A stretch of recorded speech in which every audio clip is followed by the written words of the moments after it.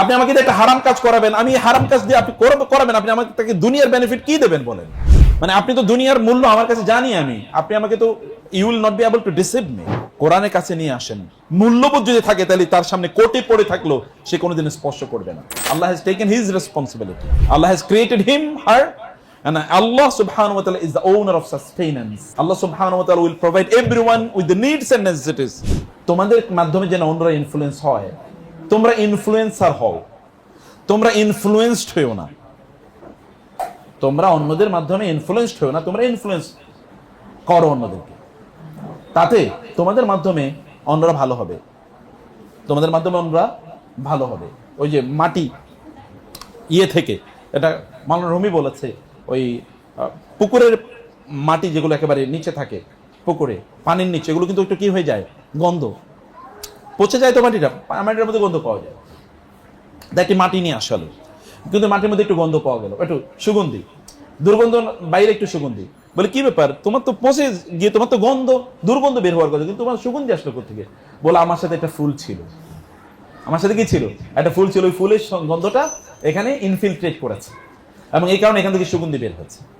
তুমি ফুল হও, তোমরা ফুল হও, তোমাদের গন্ধরাজ, এই গন্ধরাজের গন্ধ কেমন আছে আমি জানি না, কমপক্ষে বেলি, তাই না? এটার নাম কি যেন, হ্যাঁ না না গোলাপের সাথে ওই যে আরেকটা, হ্যাঁ রজনীগন্ধা। রজনীগন্ধা কি চমৎকার, তোমরা রজনীগন্ধা হও, যেন তোমরা কি করো, স্মেলটা অন্য জায়গায় ছড়িয়ে দেবা, সেন্টটা অন্য জায়গায় ছড়িয়ে দেবা।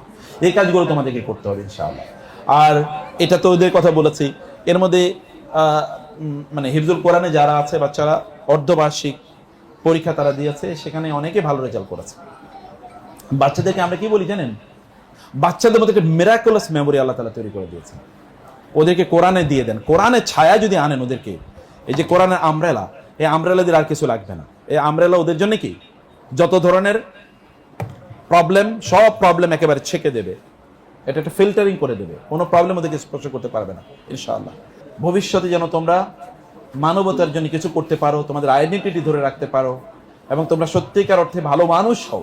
করেন যে আপনার বাচ্চা কোরআন হিফজ করলে ও কিয়ামতের দিন আপনার জন্য সম্পদ, অ্যাসেট হিসেবে দাঁড়াবে। অন্য কোনো অ্যাসেট তো আপনি নিয়ে যেতে পারবেন না, কিন্তু এই অ্যাসেট আপনার সাথে যাবে।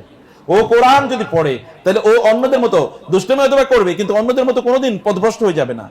আপনি আমাকে দিয়ে কত অপরাধ করাবেন, আপনি আমাকে কোটি কোটি হাজার কোটি টাকা দিবেন, তাই আপনি আমাকে বলবেন যে আমি একটা মানুষকে হত্যা করবো, আপনি কি দেবেন? গোটা পৃথিবী দেবেন আমাকে? অসম্ভব, ইম্পসিবল, এটা আমি করতেই পারবো না। গোটা পৃথিবী আপনি দেবেন, আমি পৃথিবী দিয়ে করবো কি? আপনি আমাকে দিয়ে একটা হারাম কাজ করাবেন, আমি হারাম কাজ দিয়ে আপনি করাবেন, আপনি আমাকে তাকে দুনিয়ার বেনিফিট কি দেবেন বলেন?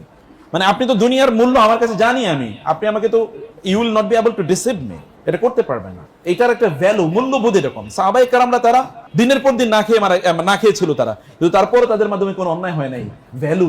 আর এখন দেখেন ওয়েস্টার্নদের তাদের পয়সার অভাব নাই, তারপরে মুসলমানদের দেশগুলো লুট করার জন্য তারা ব্যস্ত। এই ব্রিটিশরা শুধু বাংলাদেশ থেকে, ইস্ট বেঙ্গল থেকে যা পরিমাণ লুট করে নিয়ে গেছে, চুরি করে নিয়ে গেছে, ডাকাতি করে নিয়েছে, এই ডাকাতরা এই ওদের দেশ বিক্রি করে দিল, সব পরিশোধ করতে পারবে না এত পরিমাণ। তাহলে ওই হোয়াইট ম্যানশিপ এটা আপনি করবেন কি? এই সিভিলাইজেশন তো মানুষকে কেবল লুটিং এন্ড প্লান্ডারিং ইত্যাদি শিখেছে, মানুষকে killing. First world war, second world war, এটা কেন মুসলমানদের কারণে হয়েছে? ফার্স্ট এন্ড সেকেন্ড ওয়ার্ল্ড ওয়ারে পৃথিবীতে প্রায় 700-800 কোটি, 7 থেকে 8 কোটি লোক মারা গেছে। এরপরে যত যুদ্ধ হয়েছে সব তাদের কারণে হয়েছে। যত যুদ্ধ, দ্বিতীয় বিশ্বযুদ্ধ হয় তাহলে তাদের কারণে হবে। অতএব আপনার কোরআনের কাছে নিয়ে আসেন, মূল্যবোধ যদি থাকে তাহলে তার সামনে কোটে পড়ে থাকলো সে কোনোদিন স্পর্শ করবে না, কারণ সে জানে যে এটা ভ্যালু কি, সে জানে তার জন্য যা আল্লাহ বরাদ্দ করে রেখেছেন সাথে তা সে পাবেই। অতএব তার কোনো টেনশন নেই। Allah has taken his responsibility, Allah has created him her, and Allah subhanahu wa ta'ala is the owner of sustenance. Allah subhanahu wa ta'ala will provide everyone with the needs and necessities he or she requires. এটা তার জানারও প্রয়োজন নেই। আমরা oxygen নিচ্ছি, আমরা কি জানি? জানি না, বাট আল্লাহ সুবহানাহু inhaling and exhaling